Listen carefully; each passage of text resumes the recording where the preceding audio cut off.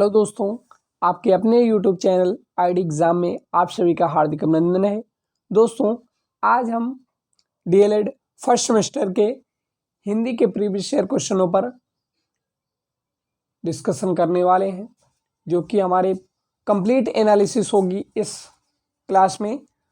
2016 से लेकर के 2024 तक के पूरे प्रीवियस ईयर क्वेश्चनों को आज हम इस क्लास में कवर करने वाले हैं। तो चलते हैं पहले क्वेश्चन की ओर। हमारा पहला क्वेश्चन है, देवनागरी लिपि की विशेषता से संबंधित नहीं है। तो देवनागरी लिपि की विशेषता से संबंधित कौन नहीं है? तो शिरोरेखा का प्रयोग अनावश्यक केवल अलंकरण के लिए। तो ऑप्शन नंबर सी नहीं है, तो right answer option number C हो जाएगा। बढ़ते हैं अगले क्वेश्चन की ओर।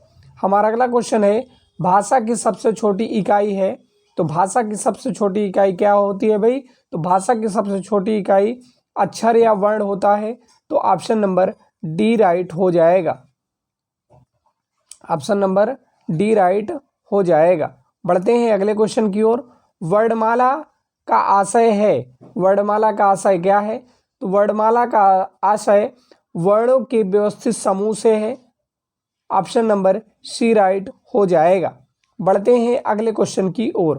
हमारा अगला जो क्वेश्चन है, हिंदी भाषा में मूलतः वर्णों की संख्या मानी जाती है। तो हिंदी भाषा में मूलतः वर्णों की संख्या कितनी मानी जाती है? तो 52 मानी जाती है, यानी कि 52 मानी जाती है। ऑप्शन नंबर बी राइट हो जाएगा। बढ़ते हैं अगले क्वेश्चन की ओर। हमारा अगला जो क्वेश्चन है, अयोगवाह है। अयोगवाह क्या है? संयुक्त व्यंजन है, यानी कि ऑप्शन नंबर डी राइट हो जाएगा। बढ़ते हैं अगले क्वेश्चन की ओर।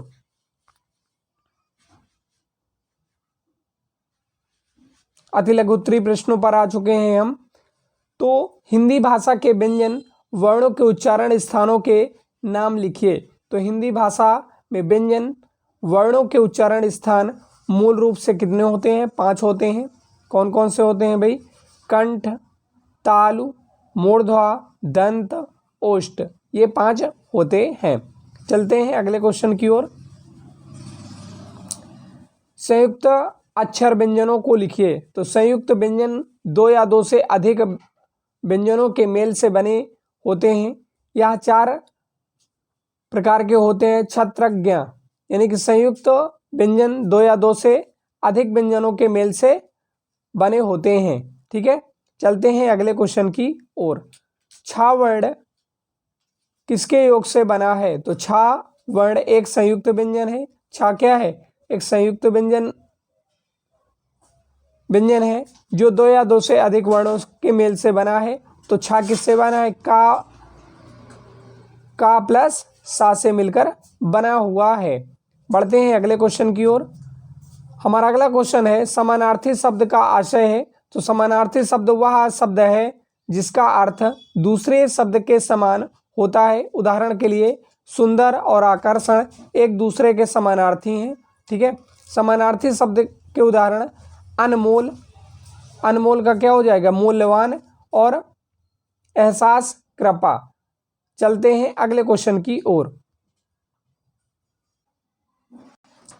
व्यंजन का अभिप्राय स्पष्ट कीजिए। तो व्यंजन ऐसी ध्वनियां हैं जिनके उच्चारण के लिए स्वर के सहयोग की आवश्यकता होती है, जरूरत होती है, और उच्चारण करते समय हमारे मुख के भीतर किसी न किसी अंग विशेष द्वारा वायु का अवरोध होता है, उन्हें व्यंजन कहते हैं। यानी कि व्यंजन स्वरों की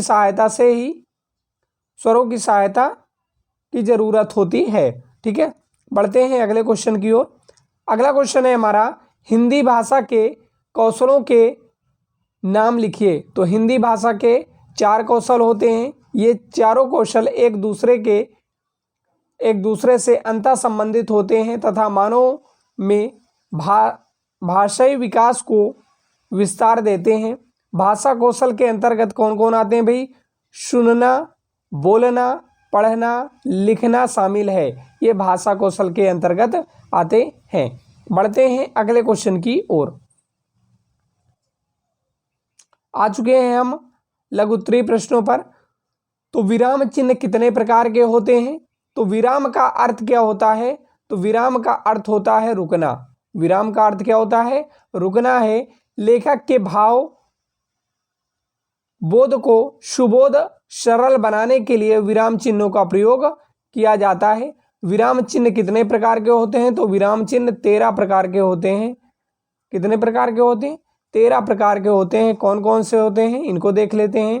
पूर्ण विराम, अर्ध विराम, अल्प विराम, उप विराम, प्रश्नवाचक चिन्ह, योजक चिन्ह, कोष्टक चिन्ह, अवतरण या उदाहरण चिन्ह या विस्मयादिबोधक चिन्ह, लाघव चिन्ह, निर्देशक चिन्ह, विवरण चिन्ह और विस्मरण चिन्ह। ये 13 प्रकार के विराम चिन्ह होते हैं, याद रखिएगा। बढ़ते हैं अगले क्वेश्चन की ओर। हमारा अगला जो क्वेश्चन है, अशुद्ध उच्चारण के किन्हीं 4 कारकों का उल्लेख कीजिए। तो अशुद्ध उच्चारण के निम्नलिखित 4 कारक हैं। कौन कौन से? क्षेत्रीय प्रभाव। क्षेत्रीय प्रभाव क्या है? अशुद्ध उच्चारण के कारण में क्षेत्रीय प्रभाव भी शामिल है। पंजाब में का खा गा के बदले का खा गा का उच्चारण किया जाता है। अगला है अशुद्ध उच्चारण वाले व्यक्तियों के साथ संपर्क। तो अशुद्ध उच्चारण वाले व्यक्ति के संपर्क में आकर शुद्ध उच्चारण करने वाले व्यक्ति भी अनुकरण द्वारा अशुद्ध उच्चारण सीख जाता है। यानी कि आप अशुद्ध उच्चारण वाले व्यक्ति के संपर्क में अगर आ जाते हैं तो आप शुद्ध उच्चारण करने वाले व्यक्ति भी क्या करते हैं? अशुद्ध बोलने लगते हैं। ठीक है, या सीख जाते हैं, ये कह सकते हो। तीसरा है अक्षरों और मात्रकों का अस्पष्ट ज्ञान। जब अक्षरों और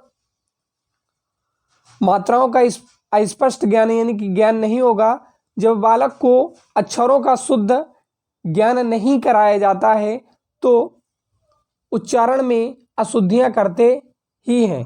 यानी कि जब उनको उच्चारण और अक्षरों का ज्ञान नहीं होता है तो अशुद्धियां स्वाभाविक है, होंगी ही। चलते हैं अगले को, मानसिक असंतुलन। तो संकोच और भय के साथ बोलने से उच्चारण गलत हो जाता है। यानी कि संकोच और भय के कारण भी क्या होता है? उच्चारण गलत हो जाता है। बढ़ते हैं अगले क्वेश्चन की ओर। हमारा अगला जो क्वेश्चन है, छात्रों के अशुद्ध उच्चारण सुधार हेतु ध्यान देने वाले बिंदुओं का उल्लेख कीजिए। तो छात्रों के अशुद्ध उच्चारण सुधार हेतु ध्यान देने वाले बिंदु कौन कौन से हैं, देख लेते हैं। शुद्ध बोलने के लिए उपकरणों का प्रयोग, ध्वनि तत्व का ज्ञान देना, शब्दोच्चारण की शिक्षा अलग से नहीं देनी चाहिए और अक्षरों उच्चारण के नियमों की यथा समय जानकारी देते रहना चाहिए। तो कौन कौन से? शुद्ध बोलने के लिए उपकरणों का प्रयोग करना चाहिए, ध्वनि तत्वों का ज्ञान होना चाहिए, शब्दोच्चारण की शिक्षा अलग से नहीं देनी चाहिए, अक्षरों उच्चारण के नियमों की यथा समय जानकारी देना चाहिए। ये सभी होने चाहिए। अगले क्वेश्चन की ओर चलते हैं। अगला क्वेश्चन है हमारा, उच्चारण शिक्षण की विधियों का संक्षिप्त उल्लेख कीजिए। तो उच्चारण शिक्षण भावों एवं विचारों की अभिव्यक्ति व आदान प्रदान के लिए हम भाषा के 2 रूपों का प्रयोग करते हैं, जैसे मौखिक और लिखित। उच्चारण बाल्यावस्था से ही बनता बिगड़ता है, अतः प्रारंभिक कक्षाओं में उच्चारण की शुद्धता पर ध्यान देना आवश्यक है। यानी कि शुरुआत में ही अगर हम उच्चारण पर ध्यान दे देते हैं तो बाद में गलतियां नहीं होती हैं, अशुद्धियां नहीं होती हैं। बिना उच्चारण के ज्ञान के भाषा का ज्ञान असंभव है, अतः भाषा के ज्ञान के लिए शुद्ध उच्चारण आवश्यक होता है। यानी कि भाषा के ज्ञान के लिए शुद्ध उच्चारण क्या होता है? आवश्यक होता है। बढ़ते हैं अगले क्वेश्चन की ओर। हमारा अगला जो क्वेश्चन है, छात्रों में अपेक्षित लेखन कौशलों का विकास किस प्रकार किया जा सकता है, लिखिए। तो छात्रों में अपेक्षित लेखन कौशलों का विकास निम्न प्रकार से किया जा सकता है। लेखन कौशलों के विकास का प्राथमिक चरण मूलतः दो अवस्थाओं में होता है। पहला क्या है, लेखन के यांत्रिक पक्ष में योजना एवं कौशल का विकास तथा आकार, बनावट और रूप, हस्तलेख, लिखावट, वर्तनी, विराम चिन्ह, विधान। और दूसरा क्या है, स्थिति की आवश्यकता के अनुसार व्याकरण सम्मत भाषा में स्पष्ट, सुसंगत और तर्कयुक्त ढंग से लिखकर संप्रेषित करने की कौशलों का विकास। तो पहला क्या है, लेखन के यांत्रिक यानी कि उसके आकार, बनावट और रूप, हस्तलेख, लिखावट, वर्तनी, विराम चिन्ह का विधान होना चाहिए। दूसरे में क्या है, व्याकरण सम्बद्ध भाषा में स्पष्ट यानी कि सुसंगत और तर्कयुक्त ढंग से लिखकर संप्रेषित करने की कौशलों का विकास करना चाहिए। बढ़ते हैं अगले क्वेश्चन की ओर। हमारा अगला जो क्वेश्चन है, लेखन शिक्षण की विधियों का उल्लेख कीजिए।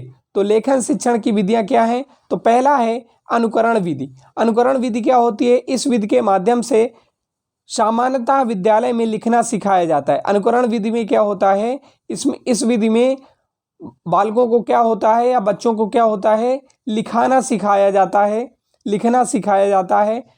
दूसरा है मॉन्टेसरी विधि। लिखना सीखने की विधि मॉन्टेसरी एक मौलिक देन है। लिखना सीखने की यह पद्धति वास्तव में प्रशंसनीय विधि है। ठीक है, बढ़ते हैं अगले विधि की ओर। अगली विधि है विश्लेषण विधि। विश्लेषण विधि में लेखन शिक्षण शब्द, वाक्य एवं वाक्य शब्द इन दो क्रमों में चल सकता है। दोनों क्रमों को रोचक बनाने के लिए चित्रों की सहायता भी ली जा सकती है। बढ़ते हैं अगले क्वेश्चन की ओर। हमारा अगला जो क्वेश्चन है, अर्ध विराम तथा पूर्ण विराम का अर्थ स्पष्ट करते हुए इनके एक एक उदाहरण दीजिए। तो अर्ध विराम क्या है? तो जब किसी वाक्य को कहते हुए बीच में हल्का सा विराम लेना हो पर वाक्य को खत्म ना किया जाए तो वहां पर अर्ध विराम चिन्ह का प्रयोग किया जाता है। तो अर्ध विराम चिन्ह का प्रयोग कहाँ किया जाता है? जब किसी वाक्य को कहते हुए बीच में हल्का सा रुका जाए और वाक्य को खत्म ना किया जाए तो वहां पर अर्ध विराम का यूज किया जाता है। उदाहरण के लिए जैसे मैं स्कूल से आया, भोजन किया। देखिए, मैं स्कूल से आया, फिर अर्ध विराम, भोजन किया और खेलने निकल पड़ा। चलते हैं पूर्ण विराम की तरफ। तो पूर्ण विराम क्या है कि पूर्ण विराम का प्रयोग किसी वाक्य को समाप्त करने के लिए किया जाता है। पूर्ण विराम का प्रयोग कहाँ किया जाता है? किसी वाक्य को समाप्त करने के लिए किया जाता है। यह वाक्य को का पूर्ण विराम दर्शाता है। जैसे मैं हिंदी भाषा सीख रहा हूँ। अब पूर्ण विराम हमने यहाँ पर यूज कर दिया ना, तो ये क्या दर्शा रहा है कि वाक्य को समाप्त करने को दर्शा रहा है। चलते हैं अब अगले प्रीवियस ईयर क्वेश्चनों पर। तो पहला क्वेश्चन है, डा तथा ढा वर्ण हैं। तो डा तथा ढा कौन से वर्ण हैं? उच्छिष्ट वर्ण हैं। ऑप्शन नंबर ए राइट हो जाएगा। बढ़ते हैं अगले क्वेश्चन की ओर। हमारा अगला जो क्वेश्चन है, सा का उच्चारण स्था है तो क्या है? तो ये तालु है। ऑप्शन नंबर सी राइट हो जाएगा। बढ़ते हैं अगले क्वेश्चन की ओर। हमारा अगला क्वेश्चन है, आनंद का विलोम है। आनंद का विलोम क्या है? विषाद है। ऑप्शन नंबर बी राइट हो जाएगा। ठीक है, आनंद का विलोम क्या है? विषाद है। ऑप्शन नंबर बी राइट हो जाएगा। बढ़ते हैं अगले क्वेश्चन की ओर। शुद्ध वर्तनी वाला शब्द है। शुद्ध वर्तनी वाला शब्द क्या है? तो श्रृंगार। ठीक है, ऑप्शन नंबर बी राइट हो जाएगा। बढ़ते हैं अगले क्वेश्चन की ओर। अगला क्वेश्चन है हमारा, द्विज शब्द का अर्थ है। द्विज शब्द का अर्थ क्या है? तो दांत है, पक्षी है, ब्राह्मण है या उपयुक्त सभी है। तो राइट आंसर क्या हो जाएगा? उपयुक्त सभी है। चलते हैं अगले क्वेश्चन की ओर। अति लघु उत्तरीय प्रश्नों पर आ गए हैं। तो दीर्घ स्वर किसे कहते हैं? तो क्या होगा आंसर इसका? जिन स्वरों के उच्चारण में ह्रास स्वरों से दुगना समय लगता है उन्हें दीर्घ स्वर कहा जाता है। जैसे बड़ा आ, बड़ी ई, बड़ा ऊ, ए, ऐ, ओ, औ, ये दीर्घ स्वर हैं। ठीक है, बढ़ते हैं अगले क्वेश्चन की ओर। हमारा अगला क्वेश्चन है यारा लावा किस प्रकार के व्यंजन हैं? तो यारा लावा अंतस्थ व्यंजन हैं जिनका उच्चारण स्वर और व्यंजन के मध्य में होता है, उन्हें अंतस्थ व्यंजन कहते हैं। ठीक है, बढ़ते हैं अगले क्वेश्चन की ओर। ग्रंथ के बचे हुए अंश जो प्रायः अंत में जोड़े जाते हैं, वाक्यांश के लिए एक शब्द लिखिए। तो ग्रंथ के बचे हुए अंश जो प्रायः अंत में जोड़े जाते हैं उन्हें परिशिष्ट कहते हैं। उन्हें क्या कहा जाता है भाई? उन्हें परिशिष्ट कहा जाता है, याद रखिएगा। बढ़ते हैं अगले क्वेश्चन की ओर। हमारा अगला क्वेश्चन है अंश और अंश। देखिए दोनों में अंतर है। अंश, एक अंश का मतलब होता है कंधा और एक अंश का मतलब होता है हिस्सा। तो एक अंश का मतलब कंधा और एक अंश का मतलब हिस्सा होता है। बढ़ते हैं अगले क्वेश्चन की ओर। अर्वाचीन और उचित शब्द का विलोम लिखिए। तो अर्वाचीन का हो जाएगा विलोम शब्द प्राचीन। ठीक है, प्राचीन। और उचित का विलोम हो जाएगा अनुचित। ठीक है, याद रखिएगा। बढ़ते हैं अगले क्वेश्चन की ओर। हमारा अगला क्वेश्चन है विस्मयादिबोधक चिन्ह का प्रयोग कब करते हैं? तो विस्मयादिबोधक चिन्ह का प्रयोग, जिसका उपयोग लिखित भाषा में तीव्र भावनाओं, उत्तेजना, आश्चर्य या जोर को इंगित करने के लिए किया जाता है। यानी कि इसका विस्मयादिबोधक चिन्ह का उपयोग कहाँ किया जाता है? तीव्र भावनाओं में किया जाता है, उत्तेजना में किया जाता है, आश्चर्य में किया जाता है, या जोर को इंगित करने के लिए किया जाता है विस्मयादिबोधक चिन्ह। ठीक है, बढ़ते हैं अगले क्वेश्चन की ओर। हमारा अगला जो क्वेश्चन है लघु उत्तरीय में आ चुके हैं। स्पर्श व्यंजन किसे कहते हैं? स्पर्श व्यंजनों का उल्लेख कीजिए। तो स्पर्श व्यंजन क्या होते हैं भाई?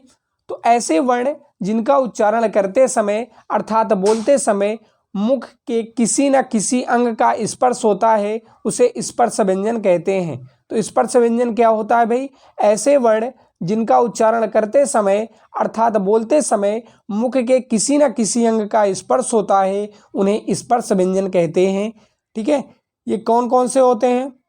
5 वर्ग होते हैं इनके। का वर्ग, चा वर्ग, टा वर्ग, ता वर्ग और पा वर्ग में विभाजित किया जाता है। बढ़ते हैं अगले क्वेश्चन की ओर। हमारा अगला क्वेश्चन है अग्नि, अमृत, गंगा और गुरु के एक एक समानार्थी शब्द लिखिए। तो अग्नि, अग्नि का समानार्थी क्या हो जाएगा भाई? अग्नि का हो जाएगा आग। अग्नि का क्या हो जाएगा? आग, ज्वाला, पावक, ये हो जाएगा। अमृत का सोम, मधु, अमी, सुरभोग, पीयूष, ये क्या है? अमृत के समानार्थी हैं। गंगा का भागीरथी, मंदाकिनी, ये हो जाएगा अध्यापक का, गुरु का अध्यापक, आचार्य, ये उपाध्याय, ये हो जाएगा। बढ़ते हैं अगले क्वेश्चन की ओर। हमारा अगला क्वेश्चन है रावण को कितने प्रकार से लिखते हैं? उदाहरण सहित स्पष्ट कीजिए। तो रावण को कितने प्रकार से लिखते हैं? आपको उदाहरण सहित स्पष्ट करना है। तो हिंदी भाषा में स्वर व्यंजन 2 वर्णों से मिलाकर बनता है। जैसे रा, री, छोटा रू, बड़ा रू, रे, रे, रो, रौ। ठीक है, रा के बाकी रूपों को लोग लिखने में गलती नहीं करते हैं, लेकिन रा में ऊ और बड़ा उकार की मात्रा में कई बार दुविधा हो जाती है। जैसे रा प्लस ऊ बराबर रू। ठीक है, ये रू हुआ। उदाहरण के लिए रुद्र, रुचि, रुपए। ठीक है, रुद्र, रुद्र, रुचि, रुपए। ठीक है, बढ़ते हैं अगले क्वेश्चन की ओर। विराम चिन्हों से आप क्या समझते हैं? किन्हीं दो विराम चिन्हों को उदाहरण सहित लिखिए। तो विराम चिन्ह क्या होते हैं? विराम चिन्हों का अर्थ होता है रुकना या ठहरना, अर्थात वाक्य को लिखने या बोलते समय बीच में कहीं थोड़ा सा रुकना पड़ता है, जिससे भाषा स्पष्ट, अर्थवान एवं भावपूर्ण हो जाती है। जैसे मोहन पढ़ रहा है, ये सामान्य सूचना हुई। ताजमहल किसने बनवाया, ये प्रश्नवाचक हो गया। तो विराम चिन्ह क्या होते हैं कि विराम चिन्ह का अर्थ होता है कि रुकना या ठहरना, अर्थात वाक्य को लिखने या बोलते समय बीच में कहीं ठहर जाना, जिससे उसका अर्थ स्पष्ट हो जाए और भाव पूर्ण हो जाए। बढ़ते हैं अगले क्वेश्चन की ओर। हमारा अगला क्वेश्चन है मौखिक अभिव्यक्ति के साधन लिखिए। तो मौखिक अभिव्यक्ति क्या है? मौखिक अभिव्यक्ति से तात्पर्य मन के विचार को स्वतंत्र रूप से बोलकर अभिव्यक्त करने से है। व्यक्तित्व विकास के लिए सरल, स्पष्ट, प्रभावशाली मौखिक अभिव्यक्ति का होना आवश्यक होता है। इनकी मौखिक अभिव्यक्ति वो होता है से तात्पर्य मन के विचारों को स्वतंत्र रूप से किसी के सामने व्यक्त कर देना मौखिक अभिव्यक्ति कहलाता है। बढ़ते हैं अगले क्वेश्चन की ओर। हमारा अगला जो क्वेश्चन है, लेखन शिक्षण की सामान्य त्रुटियों को स्पष्ट कीजिए। तो छात्रों में लेखन संबंधी त्रुटियां पाई जाती हैं। मात्राओं की अशुद्धियां, वर्णों को उचित आकार में ना लिख पाना, उल्टे अक्षर लिखना, शिरोरेखा का ना लगाना आदि लेखन संबंधी त्रुटियां कहलाती हैं।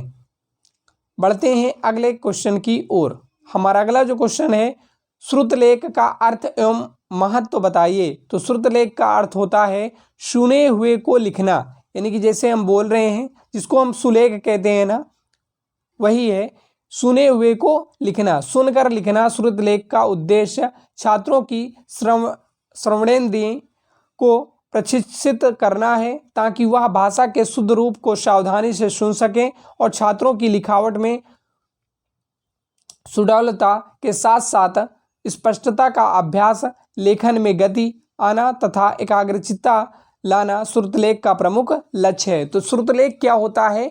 सुने हुए को लिखना, यानी कि सुने हुए को लिखने के मतलब ये हुआ कि आप एकाग्रचित हैं या नहीं।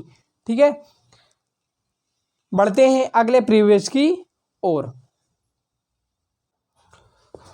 तो पहला क्वेश्चन है अंतस्थ व्यंजन की संख्या होती है, कितनी होती है? तो अंतस्थ व्यंजन की संख्या 4 होती है। ऑप्शन नंबर सी राइट हो जाएगा। और कौन कौन से होते हैं? या, रा, ला, वा। अंतस्थ व्यंजन कौन से होते हैं? या, रा, ला, वा होते हैं। बढ़ते हैं अगले क्वेश्चन की ओर। हमारा अगला क्वेश्चन है स्पर्श व्यंजनों की संख्या है। स्पर्श व्यंजनों की संख्या कितनी है भाई? तो 25 है। ऑप्शन नंबर बी राइट हो जाएगा। बढ़ते हैं अगले क्वेश्चन की ओर। हमारा अगला क्वेश्चन है निम्न में से कौन महाप्राण नहीं है? तो महाप्राण पा नहीं है। ठीक है, बाकी सभी महाप्राण हैं, तो ऑप्शन नंबर बी राइट हो जाएगा। बढ़ते हैं अगले क्वेश्चन की ओर। कृश शब्द का विलोम है। तो कृश शब्द का विलोम क्या हो जाएगा भाई? तो राइट आंसर हो जाएगा ऑप्शन नंबर सी राइट हो जाएगा, स्थूल। ठीक है, बढ़ते हैं अगले क्वेश्चन की ओर। हमारा अगला जो क्वेश्चन है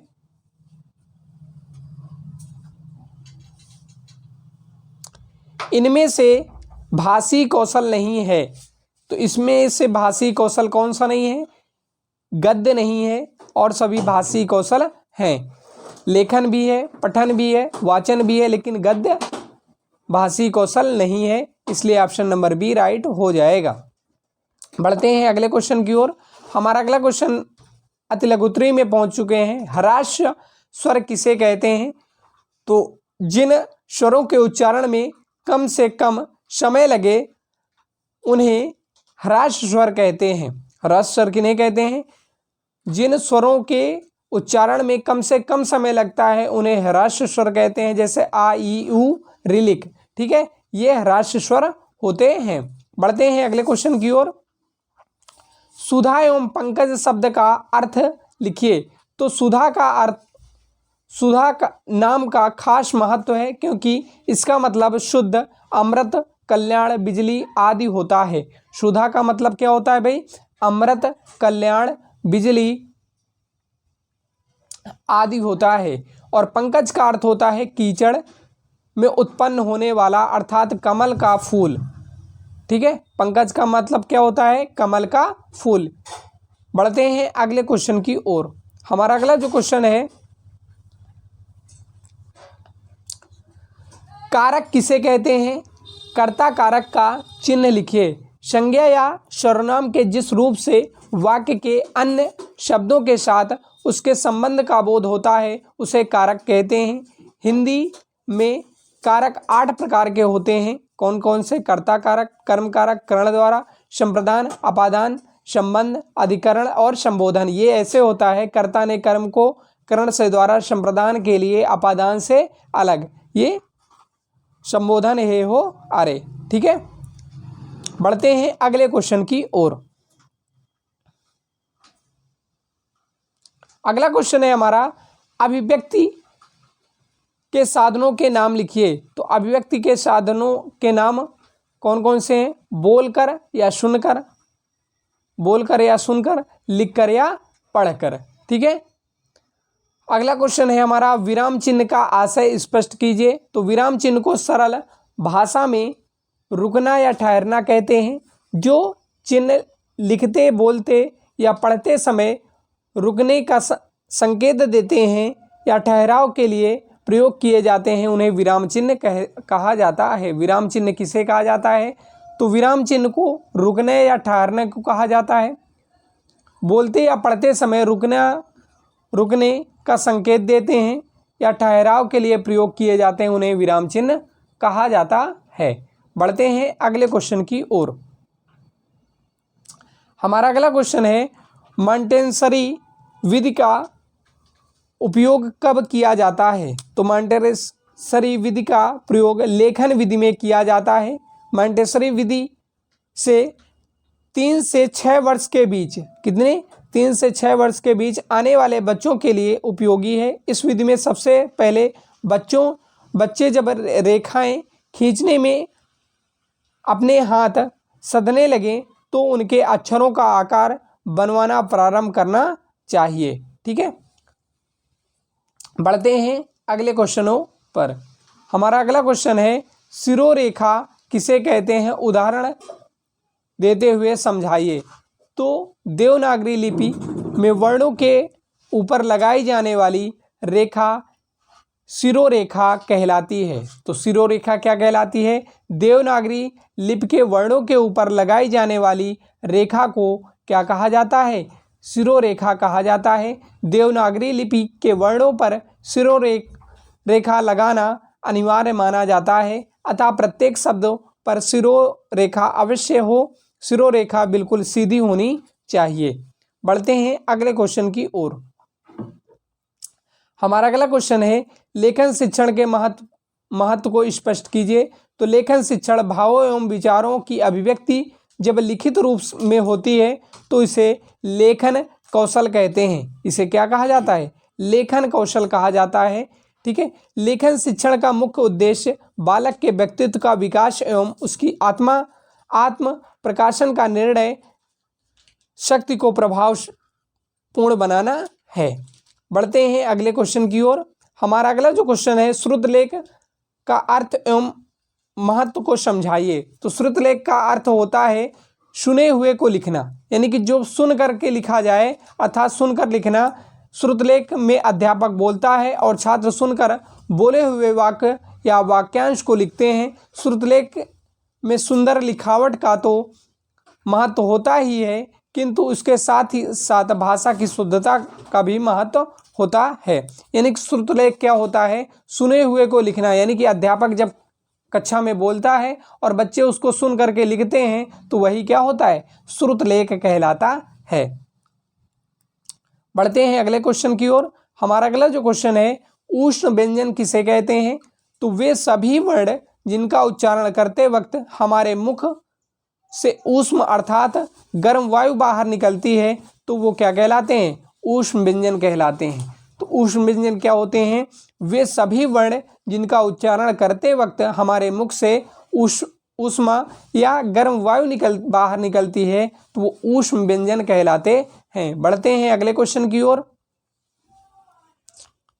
हमारा अगला जो क्वेश्चन है, देवनागरी लिपि की विशेषताओं का उल्लेख कीजिए। तो किसी भी भाषा को साधारण रूप में लिखना लिपि कहलाती है। किसी भी भाषा को साधारण रूप में लिखना क्या कहलाती है? लिपि। किसी भाषा को जिस लिपि में लिखा जाता है वह देवनागरी लिपि कहलाती है। देवनागरी लिपि की विशेषताएं कौन कौन सी उसको देख लेते हैं।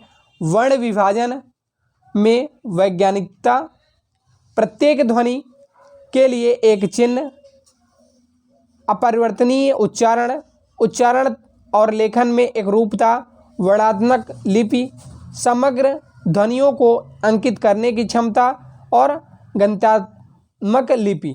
ठीक है, स्पष्टता, नियमबद्धता, ये सभी क्या हैं? लिपि की विशेषताएं हैं। बढ़ते हैं अगले क्वेश्चन की ओर।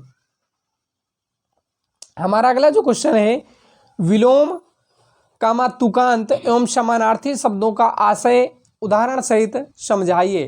तो विलोम क्या होते हैं? किसी शब्द का विपरीत अर्थ बताने वाले शब्दों को विलोम शब्द अर्थात अथवा विलोम शब्द कहा जाता है। जैसे दिन का क्या हो जाता है? रात हो जाता है। जैसे अस्त का विलोम क्या हो जाता है? उदय हो जाता है। यानी कि उसके विपरीत अर्थ को लिखना, किसी शब्द के विपरीत अर्थ को लिखना विलोम शब्द कहलाता है। ठीक है, तुकांत क्या होते हैं? तुकांत शब्दों का भाषा में ऐसे दो शब्दों के रूप में जाना जाता है जिसका अंत का वर्ण समान होता है। जैसे पढ़ना, लिखना, रानी, वानी, पानी, खानी। ठीक है, जिसका लास्ट अंतिम वर्ण, अंत का वर्ण समान होता है, वही तुकांत कहलाते हैं। ठीक है, जैसे आप पढ़ते थे ना बचपन में कि मछली जल की रानी है, जीवन उसका पानी है। रानी, पानी। ठीक है, ये क्या है? तुकांत शब्द हैं। तो यही तुकांत होते हैं।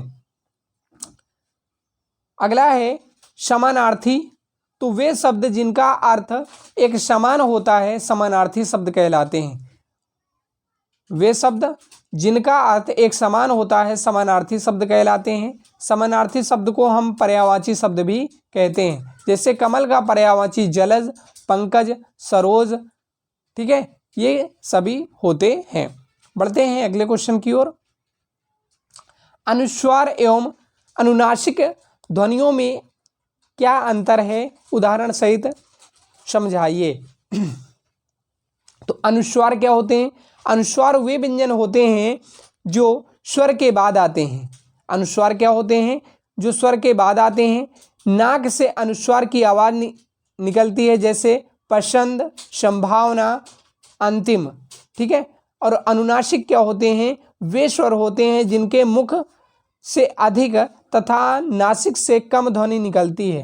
यानी कि अनुस्वार में नाक से अनुस्वार की आवाज़ निकलती है, लेकिन अनुनासिक में क्या होता है? मुख से अधिक और नाक से कम ध्वनि निकलती है। जैसे गांव, चा, कांच, पाँव। ठीक है, ये क्या है? अनुनासिक हैं।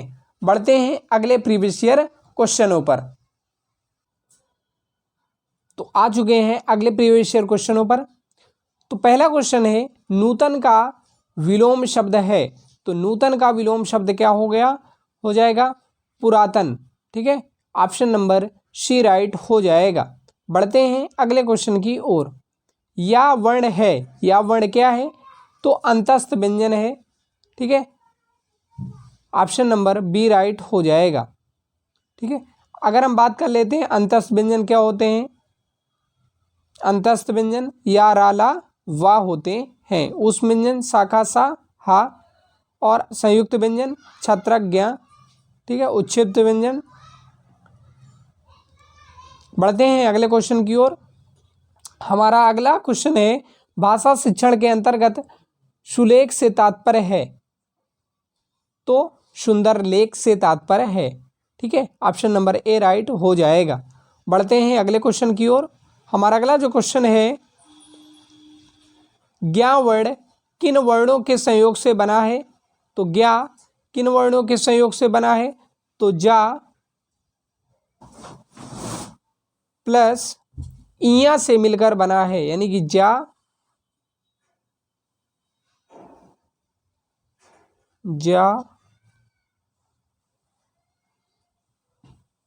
और इया से मिलकर बना है। ठीक है, जा और आधा जा प्लस इया से मिलकर बना हुआ है। ठीक है, बढ़ते हैं अगले क्वेश्चन की ओर। अशुद्ध वर्तनी वाले शब्द का चयन कीजिए। तो अशुद्ध कौन सा है भाई इसमें? तो अत्यधिक लिखा है, अत्यधिक होना चाहिए। ऑप्शन नंबर सी अशुद्ध है। ठीक है, चलते हैं अगले क्वेश्चन की ओर। हमारा अगला क्वेश्चन है, अपेक्षा और उपेक्षा और अपेक्षा शब्द का अर्थ लिखिए। तो अपेक्षा का होता है तिरस्कार, निरादर, अवहेलना, और अपेक्षा का होता है उम्मीद, आशा। ठीक है, ये दोनों याद रखिएगा। बढ़ते हैं अगले क्वेश्चन की ओर। हमारा अगला क्वेश्चन है, जिसके नीचे रेखाएं लगाई गई हों वाक्यांश के लिए एक शब्द लिखिए। जिसके नीचे रेखाएं लगाई गई हों के लिए एक शब्द रेखांकित क्या कहलाता है? रेखांकित कहलाता है। ठीक है, बढ़ते हैं अगले क्वेश्चन की ओर। आकाश शब्द के 4 पर्यायवाची लिखिए। तो आकाश शब्द के 4 पर्यायवाची कौन से होंगे? नभ, गगन, अंबर, अनंत, शून्य, अंतरिक्ष आदि। ठीक है, अगला क्वेश्चन है, ओ कामा औ किस प्रकार के वर्ण हैं? तो जिन वर्णों के उच्चारण में ह्रास स्वरों से दुगना समय लगता है उन्हें दीर्घ स्वर कहा जाता है। ठीक है, ह्रास स्वरों से दुगना समय लगे उन्हें दीर्घ स्वर कहते हैं। ओ और औ दीर्घ स्वर हैं। बढ़ते हैं अगले क्वेश्चन की ओर। हमारा अगला जो क्वेश्चन है, ऊष्म व्यंजन कितने हैं? तो ऊष्म व्यंजन जिन वर्णों के उच्चारण में मुख से विशेष प्रकार की गर्म वायु निकलती है उसे ऊष्म व्यंजन कहते हैं। ठीक है, इनके उच्चारण की प्रबलता होती है, इनकी संख्या 4 होती है, सा, खा, सा, हा। पढ़ते हैं अगले क्वेश्चन की ओर। हमारा अगला जो क्वेश्चन है, संधि एवं संयोग शब्दों का विलोम शब्द लिखिए। तो संधि का विलोम विच्छेद होता है, संधि का विलोम क्या होता है? विच्छेद होता है, और संयोग का विलोम वियोग होता है। बढ़ते हैं अगले क्वेश्चन की ओर। हमारा अगला जो क्वेश्चन है, लघुत्री में पहुंच चुके हैं हम। आंख, अश्व, समुद्र और सूर्य के एक एक पर्याय समानार्थी शब्द लिखिए। तो आंख का क्या होता है? नेत्र, चक्षु, अश्व का तुरंग, घोड़ा, समुद्र का सागर, जलधि, सूर्य का दिनकर, दिवाकर, भास्कर, भानु। ठीक है, ये होते हैं। बढ़ते हैं अगले क्वेश्चन की ओर। हमारा अगला क्वेश्चन है, प्रश्नवाचक चिन्ह से आप क्या समझते हैं? उदाहरण सहित लिखिए। तो प्रश्नवाचक चिन्ह प्रश्न पूछते समय प्रयुक्त शब्द या वाक्य कौन, क्यों प्रश्नवाचक हैं? प्रश्नवाचक वाक्य का वह रूप है जिसका प्रयोग प्रश्न पूछने के लिए किया जाता है। जैसे तुम कहाँ रहते हो? ठीक है, तो इसमें क्या है? प्रश्न पूछा जा रहा है ना, तुम कहाँ रहते हो, तो इसमें प्रश्न लास्ट में हम प्रश्नवाचक चिन्ह का प्रयोग कर देंगे। ठीक है, बढ़ते हैं अगले क्वेश्चन की ओर। हमारा अगला क्वेश्चन है, अनुलेख और श्रुतलेख में क्या अंतर है, समझाइए। तो अनुलेख का तात्पर्य उस लेख से है जिसमें किसी नमूने को देखकर उसकी प्रतिलिपि तैयार की जाती है। किसी सामग्री को देखकर उसका अनुकरण करना ही अनुलेख कहलाता है। और श्रुतलेख क्या होता है? एक ऐसी तकनीक जिसमें छात्रों को वह लिखना होता है जिसे शिक्षक अधिकतम 3 बार पढ़ता है, उसको सुनकर लिखना होता है, वो श्रुतलेख कहलाता है। तो अनुलेख समझ में आ गया, जिस ऐसे किसी नमूने को देखकर उसकी प्रतिलिपि तैयार करना अनुलेख कहलाता है, ठीक है, या उसका अनुकरण करना अनुलेख कहलाता है। और श्रुतलेख वो होता है जिसको सुन करके लिखना श्रुतलेख कहलाता है। अगला क्वेश्चन है हमारा, लेखन शिक्षण की विविध विधियां कौन कौन सी हैं? तो पहली विधि है पेस्टालजी विधि। इस विधि में सबसे पहले बालक को अक्षर लिखना सिखाया जाता है। इसमें अक्षरों को छोटे छोटे टुकड़ों में विभाजित कर दिया जाता है तथा पुनः उसका सही योग करके पूर्ण अक्षर का ज्ञान कराया जाता है। दूसरा है अनुकरण विधि।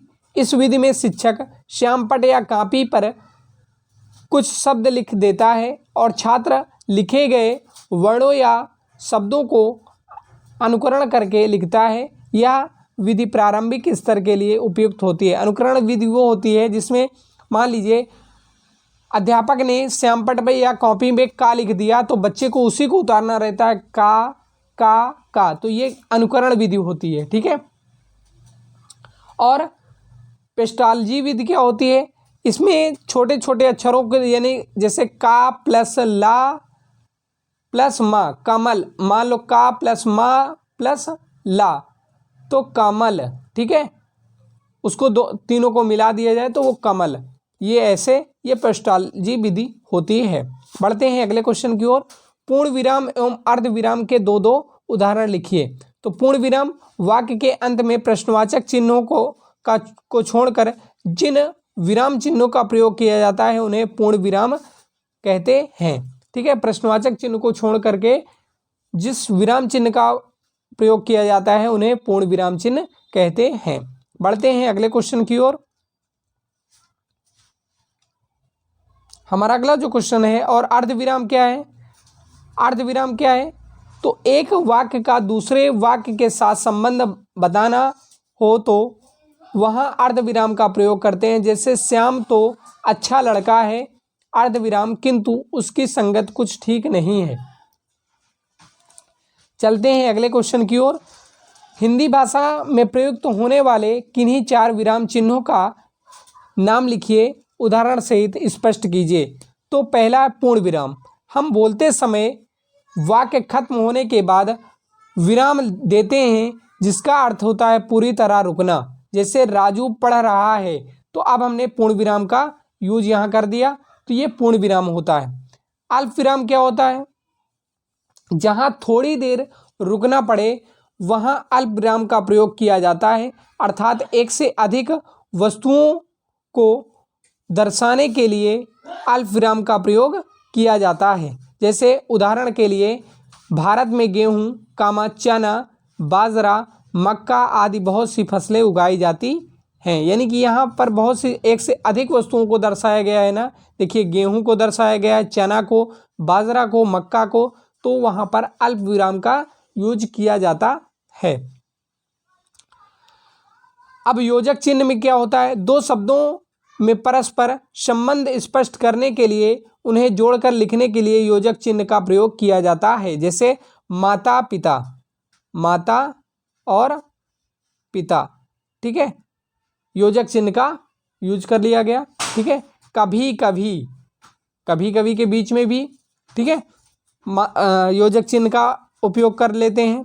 लाघव चिन्ह तो किसी बड़े तथा प्रसिद्ध शब्द को संक्षेप में लिखने के लिए उस शब्द का पहला अक्षर लिखकर उसके आगे इस चिन्ह का प्रयोग किया जाता है। जैसे डॉक्टर,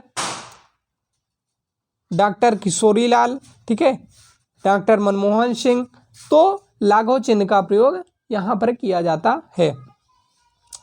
अगला क्वेश्चन है हमारा, शिरोरेखा किसे कहते हैं? 2 उदाहरण देते हुए समझाइए।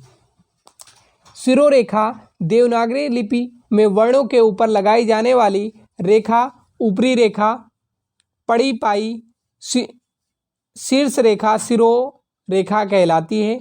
यह एक क्षैतिज रेखा होती है जिसके प्रयोग से वाक्य हिंदी है या गुजराती इसका पता चलता है। यह अक्षरों को अलग अलग शब्दों में बुनती है। ठीक है, शिरोरेखा के उदाहरण, कुछ बच्चे सभी वर्ण अक्षरों पर रेखा लगा देते हैं, जैसे धा घा में अंतर नहीं कर पाना, माँ भा में अंतर नहीं कर पाते हैं। ठीक है, बढ़ते हैं अगले प्रीवियस ईयर क्वेश्चनों पर। तो पहला क्वेश्चन है, मूल स्वर हैं, तो मूल स्वर कौन है? आ ई उ और ऋलिक, ऋषि। ठीक है, ऑप्शन नंबर बी राइट हो जाएगा। किन वर्णों को अर्ध स्वर कहा जाता है? तो किन वर्णों को अर्ध स्वर कहा जाता है? या और वा को अर्ध स्वर कहा जाता है। ठीक है, ऑप्शन नंबर ए राइट हो जाएगा। तो अर्ध स्वर होते क्या हैं? ऐसे स्वर जिनके उच्चारण में जीभ अन्य स्वरों की उच्चारण की तुलना में ज़्यादा ऊपर की ओर उठती है, लेकिन वायु गर्म अवरुद्ध करती है, तो वो क्या कहलाते हैं? अर्ध स्वर कहलाते हैं। अगला क्वेश्चन है हमारा, निम्न अक्षर में महाप्राण है। निम्न अक्षर में महाप्राण कौन है? तो हा महाप्राण है। ऑप्शन नंबर सी राइट हो जाएगा। तो महाप्राण होते क्या हैं? ऐसे व्यंजन जिनका उच्चारण करते समय मुख से अधिक हवा निकलती है, वे व्यंजन महाप्राण कहलाते हैं। ठीक है, बढ़ते हैं अगले क्वेश्चन की ओर। हमारा अगला जो क्वेश्चन है, निम्न में से कौन सा शुद्ध शब्द है? आपके पास 4 ऑप्शन दिए हैं, तो राइट आंसर क्या हो जाएगा? ऑप्शन नंबर ए राइट हो जाएगा, वानर। ठीक है, निम्न में से कौन शुद्ध है? वानर शुद्ध है। बढ़ते हैं अगले क्वेश्चन की ओर। हमारा अगला जो क्वेश्चन है, जंगम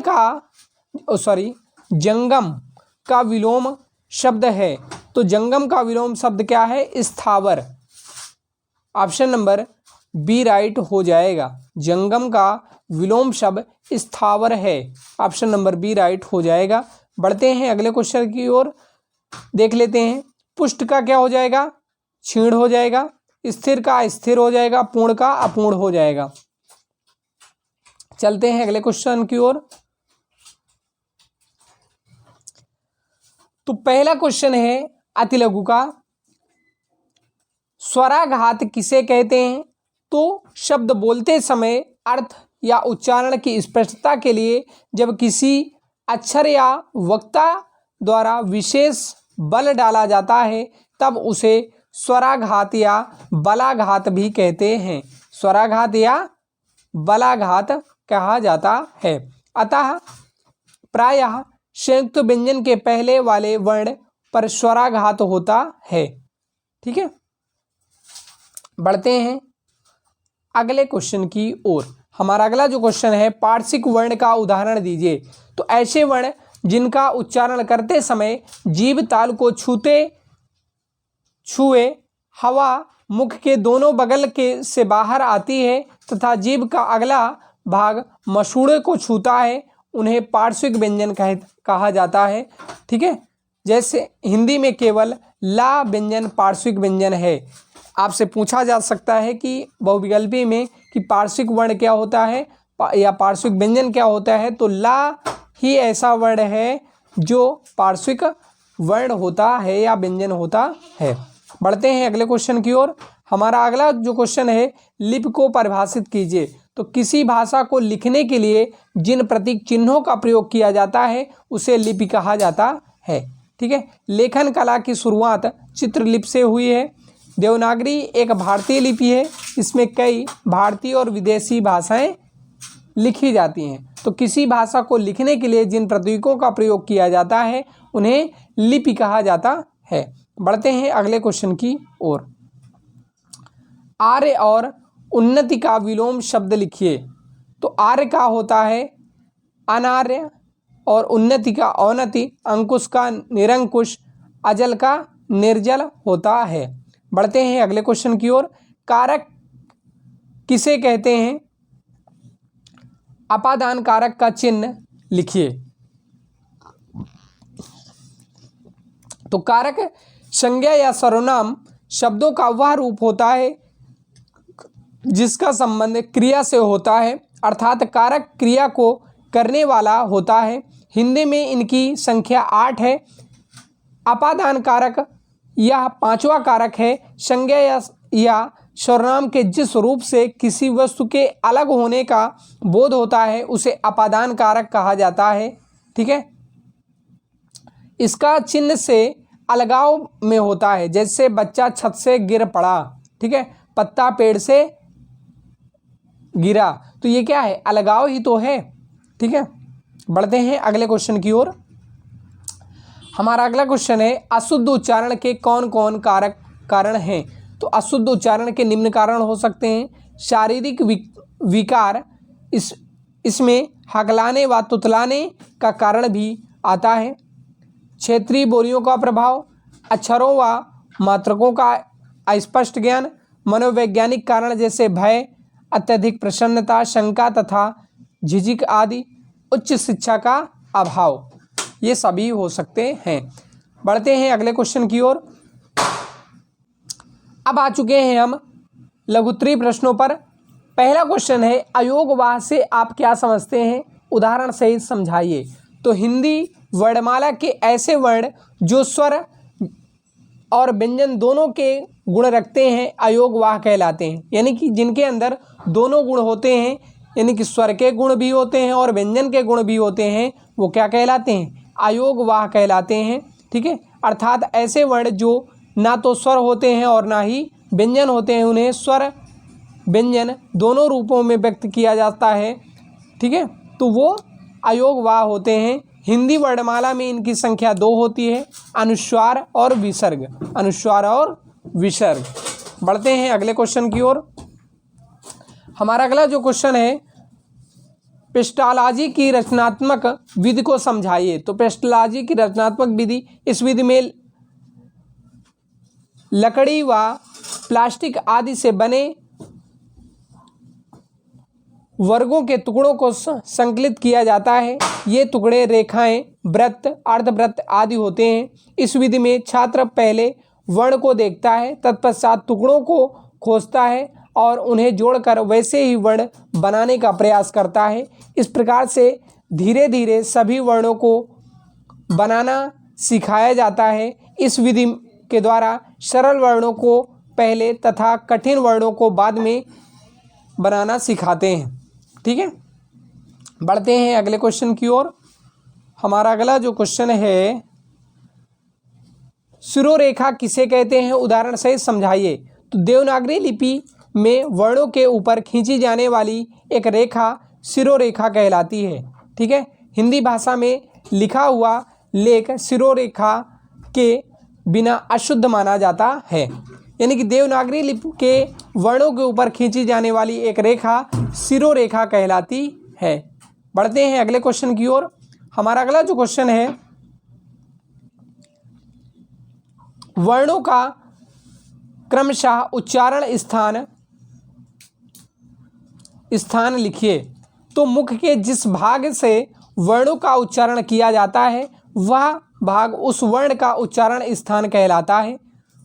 मूल रूप से वर्णों के उच्चारण स्थान 7 होते हैं। कौन कौन से 7 होते हैं भाई? कंठ होता है, तालु होता है, दंत होता है, मूर्धा होता है, ओष्ठ होता है, नासिक होता है और जिह्वा मूल होता है। ये 7 होते हैं। बढ़ते हैं अगले क्वेश्चन की ओर। हमारा अगला क्वेश्चन है लिखित अभिव्यक्ति का महत्व समझाइए। तो लिखित अभिव्यक्ति एक उच्च संज्ञानात्मक व एक कार्यशील कार्य है जिसमें विचारों को बनाए जाने की क्षमता, मानसिक लचीलापन और स्वयं को नियंत्रित करने की क्षमता विकसित होती है। इसमें एकाग्रता का विकास, तर्क एवं चिंतन, भाषा शैली का विकास आदि कौशल विकसित होते हैं। बढ़ते हैं अगले क्वेश्चन की ओर। हमारा अगला क्वेश्चन है वर्णों को लिखते समय क्या सावधानी रखनी चाहिए। तो वर्णों को लिखते समय क्या सावधानी रखनी चाहिए भाई? तो वर्णों को लिखते समय वर्णों की सही सजावट होनी चाहिए। शब्दों और वर्णों के बीच पर्याप्त एक समान दूरी होनी चाहिए, सभी वर्णों का झुकाव एक समान होना चाहिए आदि। ठीक है, चलते हैं अगले क्वेश्चन की ओर। हमारा अगला क्वेश्चन है वाचन किसे कहते हैं, इनके प्रकार लिखिए। तो वाचन किसी भाषा में लिखी हुई सामग्री को पढ़ना और समझना ही वाचन कहलाता है। यानी कि किसी भाषा में लिखी हुई सामग्री को पढ़ना और समझना ही वाचन कहलाता है। जैसे पेम्पलेट, समाचार पत्र, पुस्तकें, पुस्तकों का वाचन आदि। वाचन दो प्रकार के होते हैं, सस्वर वाचन और मौन वाचन। ठीक है, चलते हैं अगले प्रीवियस ईयर क्वेश्चनों पर, जो कि हमारा last previous year question paper होगा, जो कि 2024 का होगा। तो अब उसी पर डिस्कशन करने वाले हैं। तो पहला क्वेश्चन है, निम्न में से किस वर्ण का उच्चारण स्थान कंठ है? तो किसका है भाई? तो गा वर्ण का उच्चारण स्थान कंठ है। बढ़ते हैं अगले क्वेश्चन की ओर। हमारा अगला जो क्वेश्चन है, उच्चारण में लगने वाले समय के आधार पर व्यंजन वर्ण किस श्रेणी में आते हैं? तो किस श्रेणी में आते हैं? एक मात्रिक श्रेणी में आते हैं। ऑप्शन नंबर ए राइट हो जाएगा। यानी कि उच्चारण में लगने वाले समय के आधार पर व्यंजन किस वर्ण की श्रेणी में आते हैं? तो एक मात्रिक श्रेणी में आते हैं। ऑप्शन नंबर ए राइट हो जाएगा। अगला क्वेश्चन है हमारा, अधोलिखित में से अविकारी शब्द कहलाते हैं। तो अविकारी शब्द क्या होते हैं? तो क्रिया विशेषण अविकारी शब्द कहलाते हैं। ऑप्शन नंबर सी राइट हो जाएगा। बढ़ते हैं अगले क्वेश्चन की ओर। हमारा अगला जो क्वेश्चन है, निम्न में से किस शब्द की वर्तनी शुद्ध है? तो किस वर्ण की वर्तनी शुद्ध है? तो ऑप्शन नंबर बी की वर्तनी शुद्ध है, मस्तिष्क। बढ़ते हैं अगले क्वेश्चन की ओर। हमारा अगला जो क्वेश्चन है, हिंदी वर्णमाला में अर्धस्वर के अंतर्गत आने वाले वर्ण हैं। तो कौन से हैं? या और वा वर्ण हैं। हिंदी वर्णमाला में अर्धस्वर के अंतर्गत आने वाले वर्ण कौन से हैं? या और वा हैं। ऑप्शन नंबर सी राइट हो जाएगा। बढ़ते हैं अगले क्वेश्चन की ओर। अति लघुत्तरीय प्रश्नों पर हम पहुंच चुके हैं। वाचन कितने प्रकार का होता है? तो हिंदी में वाचन की क्रिया दो प्रकार से संपन्न की जाती है, सस्वर वाचन और मौन वाचन। सस्वर वाचन क्या होता है? स्वर सहित वाचन, अर्थात शब्दों का उच्चारण करते हुए पढ़ना सस्वर वाचन कहलाता है। और मौन वाचन क्या होता है? लिखित पाठ को बिना ओंठ हिलाए मन में ही मनन करते हुए पढ़ना मौन वाचन कहलाता है। यानी कि मन में ही पढ़ना मौन वाचन कहलाता है। बढ़ते हैं अगले क्वेश्चन की ओर। हमारा अगला जो क्वेश्चन है, हिंदी भाषा में कारकों की संख्या कितनी होती है? किन्हीं दो कारकों का नाम लिखिए। तो हिंदी भाषा में कारकों की संख्या 8 होती है। कारक तथा उनके विराम चिन्ह। तो कर्ता ने कर्म को करण से द्वारा संप्रदान के लिए अपादान से अलग संबंध का की के रारी रे अधिकरण में पर संबोधन हे हो अरे। ठीक है, अगला क्वेश्चन है हमारा, ज्ञा संयुक्त व्यंजन किन व्यंजनों से मिलकर बना है? तो ज्ञा संयुक्त व्यंजन जा एवं इया से मिलकर बना है। आधा जा और इया से मिलकर बना है। ज्ञा जो वर्ण है वो जा और आधा जा और इया से मिलकर बना है। ठीक है, चलते हैं अगले क्वेश्चन की ओर। मौखिक अभिव्यक्ति का क्या महत्व है? तो मौखिक अभिव्यक्ति से तात्पर्य मन के विचारों को स्वतंत्र रूप से बोलकर अभिव्यक्त करने से है। व्यक्तित्व विकास के लिए सरल, स्पष्ट, प्रभावशाली मौखिक अभिव्यक्ति का होना आवश्यक है। यानी कि मौखिक अभिव्यक्ति से तात्पर्य यह है कि मन के विचारों को खुले भाव में बोलना, यानी कि स्वतंत्र रूप से बोलना ही मौखिक अभिव्यक्ति कहलाता है। बढ़ते हैं अगले क्वेश्चन की ओर। हमारा अगला क्वेश्चन है, लिपि और ध्वनि का आपस में क्या संबंध होता है? तो भाषा की सबसे छोटी इकाई जो मौखिक रूप से उच्चारित होती है वह ध्वनि कहलाती है। यानी कि भाषा की सबसे छोटी इकाई जो मौखिक रूप से उच्चारित होती है वह ध्वनि कहलाती है, जबकि भाषा के लिखित रूप में व्यक्त करने के लिए जिन ध्वनि चिन्हों का प्रयोग किया जाता है उसे लिपि कहते हैं। ठीक है, बढ़ते हैं अगले क्वेश्चन की ओर।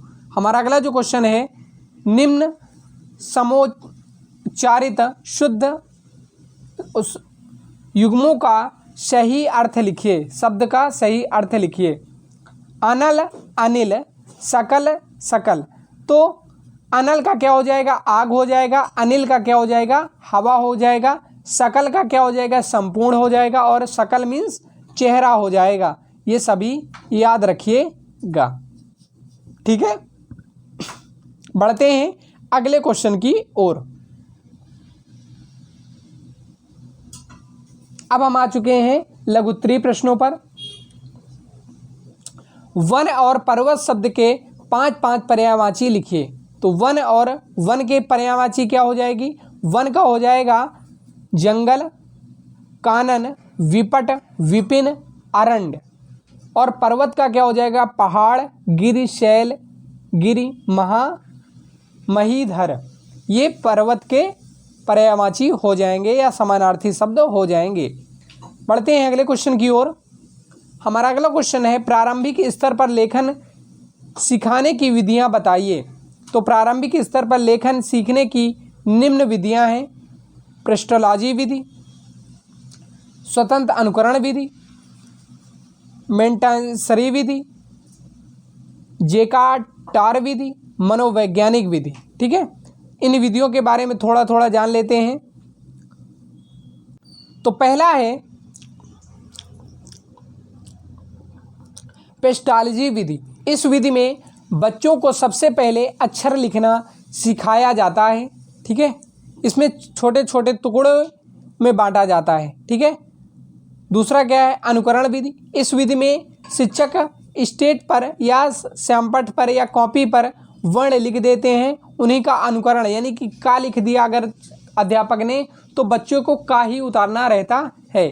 ठीक है, मॉन्टेसरी विधि। इस विधि में बालक को लकड़ी या गत्ते से बने अक्षरों पर जब लिखने की आदत हो जाती है तब वह अक्षर लिखना सरलता से सीख जाता है। मनोवैज्ञानिक विधि क्या होती है? इस विधि में बालक को वर्णमाला के अक्षर तथा शब्द आदि सीखने की अपेक्षा पूरा वाक्य बोलना तथा लिखना सिखाया जाता है। बढ़ते हैं अगले क्वेश्चन की ओर।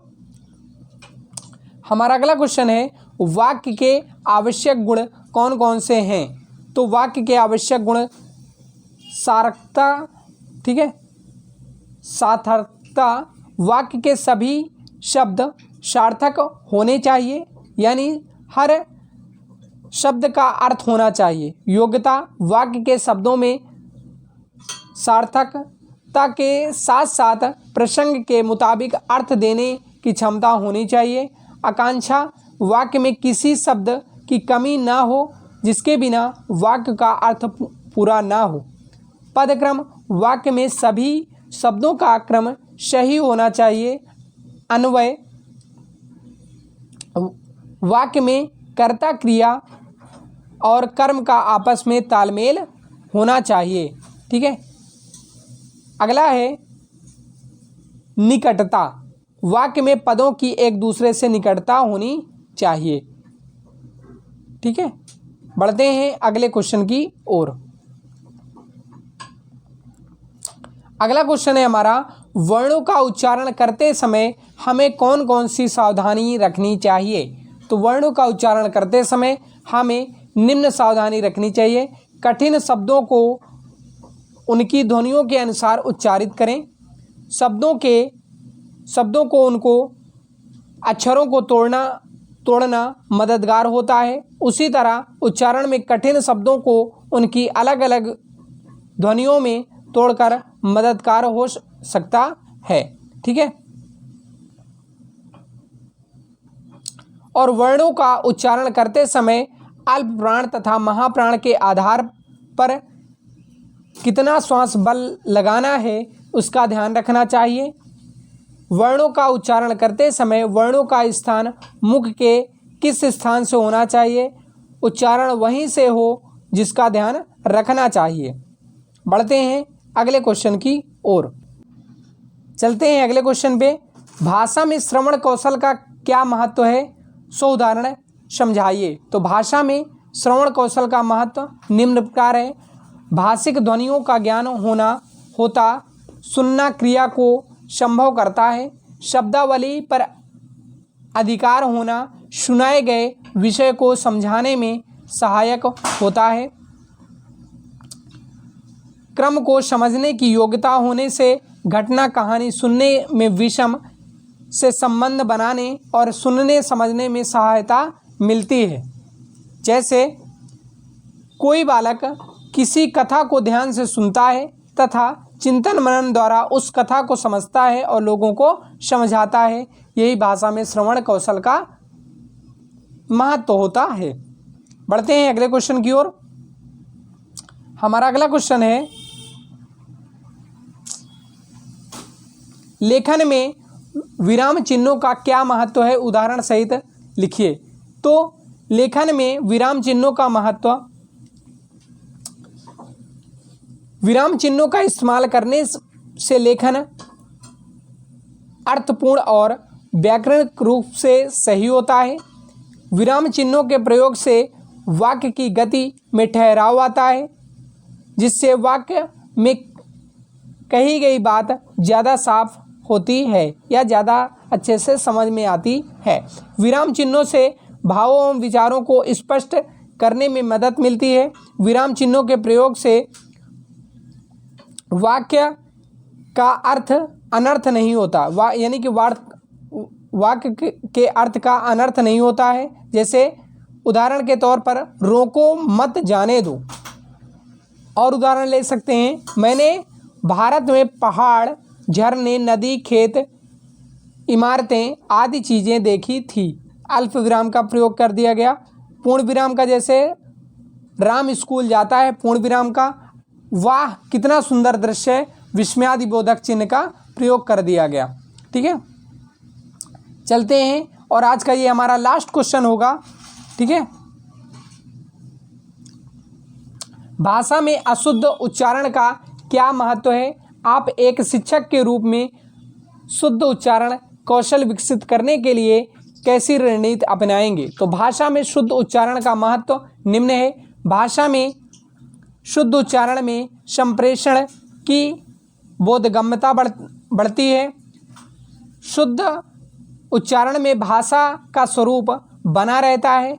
शुद्ध उच्चारण में से अर्थ के अनर्थ से बचा जा सकता है। शुद्ध उच्चारण से बातचीत स्पष्ट और समझने में आसानी हो जाती है। एक शिक्षक के रूप में शुद्ध उच्चारण कौशल विकसित करने के लिए निम्न रणनीति अपनानी चाहिए। कौन सी? शिक्षक स्वयं पाठ का शुद्ध उच्चारण करके बच्चों को सुनाएगा। कठिन शब्दों को तोड़कर एक एक वर्ण को बोलना और मुख के विवर के उच्चारण स्थान से वर्णों का शुद्ध उच्चारण करना सिखाएंगे।